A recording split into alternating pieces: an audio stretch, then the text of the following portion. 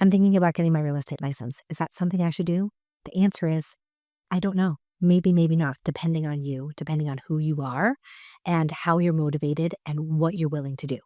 Before I dive into whether or not it's a good fit, if at the end of this you say, hey, yeah, I think I still want to get my license and you're in the state of Maryland, email me at growth@kwgatewayhomes.com and we can talk about getting you a scholarship to get your real estate licensing courses free of charge. So diving into whether or not you actually should do that. What I find is that most people who are thinking about getting their real estate license, they think about all of the things that they see on HGTV, showing houses, walking people through, helping them find that dream house where they're going to start their family, raise their kids, retire, helping them find that perfect spot.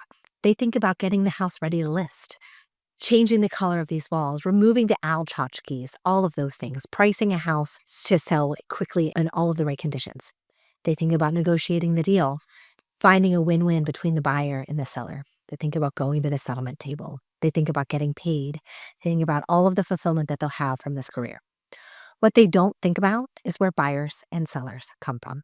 Buyers and sellers do not grow on trees, my friend. Buyers and sellers are out there everywhere, and you need to go find them. In other careers, the target market finds you. If you were going to be selling cars, you would go get your certifications, get the job, go show up at the dealership, and in walks a buyer, somebody who's thinking about buying a car already, and you simply need to convince them that they need to work with you. Unfortunately, that's not the way it works in real estate. People are not walking into a brokerage and saying, hey, I want to buy a house, connect me with an agent. That is the way things worked in the past, and that's not the way that they work now. You are going to need to align yourself with a brokerage as an agent, and that brokerage in general, if it provides leads, often those are cold leads. They're people who clicked a button on the internet. They might be a good lead source, and you need to go through a lot of those people to get there. There are many different types of lead generation. My personal favorite is working a business by referral. How do you take the folks that you already know and build a really big and great business upon that? There's many other methods though.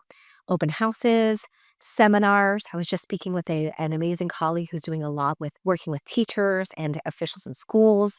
There's a lot of ways to generate buyers and sellers. And what we know is that it requires you creating opportunities. It requires you going outside of your comfort zone, having conversations that you might not have otherwise. It requires you going out and finding the business.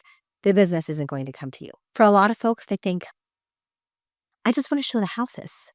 I just want to negotiate the deals. Unfortunately, if you don't have a buyer or you don't have a seller, there's nothing to negotiate. There's no houses to show. If you're not willing to do that first step and doing the things to go out and find clients, whatever it is, and being consistent with it over and over and over. If you're not willing to do that, real estate's not for you.